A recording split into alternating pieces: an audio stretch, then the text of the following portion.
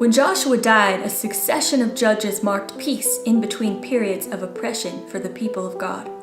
And during that time, Israel spent 20 years under the heel of King Jabin the Canaanite and his 900 chariots ready to fight under the mighty warrior Sisera.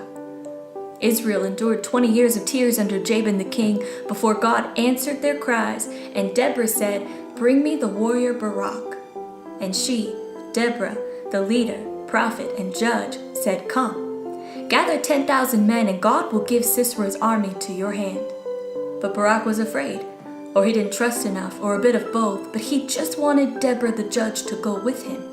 He wanted her there to be sure of his victory.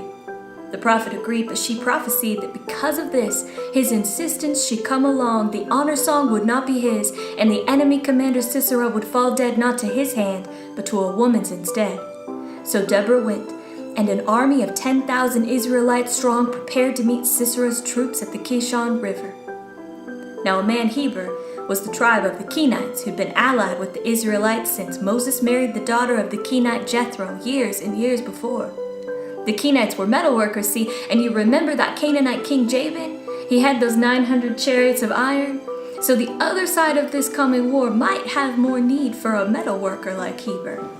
And in what might just have been one of the earliest instances of war profiteering, this metalworker Heber, this Kenite, left his home for the enemy of the Israelites and cozied right up to King Jabin of the Canaanites. And he tattled. He told them the Israelites were coming for them, and he pitched his tent. He picked his side. And with him was his wife Jael, who we will find was not quite of the same mind as her husband. Maybe she didn't approve of his new friends. Maybe she'd been an Israelite who'd just married in. Maybe she felt loyalty toward the people she'd lived among her whole life. Whatever it was, this wife of Heber was not a believer of him.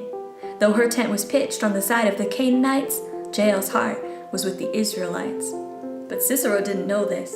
So when Barak and his 10,000 laid waste to Sisera's army of men and Sisera abandoned his chariot and fled, he thought he'd be safe in the tent of Jael, wife of Heber, the king's friend.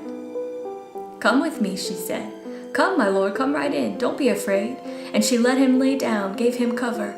He said, "Stand at the entrance. Don't tell another soul I'm here, and be a dear and get me some water." She brought him curdled milk and waited as he drifted off to dream world. And then Jael, the tent-dwelling wife of the Kenite Heber, looked upon the sleeping leader of Jabin's army, perfectly exposed, thinking he's with a friend, and she drove a tent peg right through the hospitality rules of the nomads and through the temple of Sisera, where he lay on the floor. And when Barak came by looking, Jael was waiting. "Come," she said, "I'll show you the man you're looking